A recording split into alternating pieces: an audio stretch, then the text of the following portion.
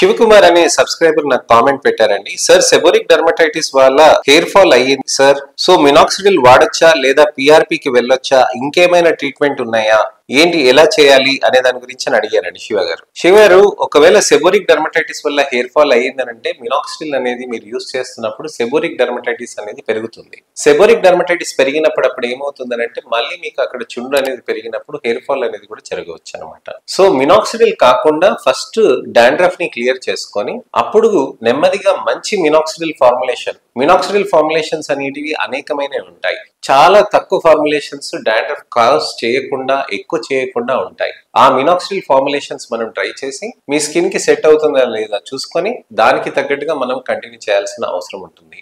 Minoxidil తో పాటు PRP మీసో జిఎఫ్సిస్ కూడా చేసుకోవచ్చు. సెబోరిక్ డర్మటైటిస్ ఉన్నప్పుడు పిఆర్పి మీసో జిఎఫ్సిస్ అనేది చేసుకుంటున్నప్పుడు మంచి రిజల్ట్స్ అనేటివి వస్తూ ఉంటాయి. సెబోరిక్ డర్మటైటిస్ ఉన్నప్పుడు పిఆర్పి చేయకూడదు అన్నట్టుగా ఏమి లేదండి.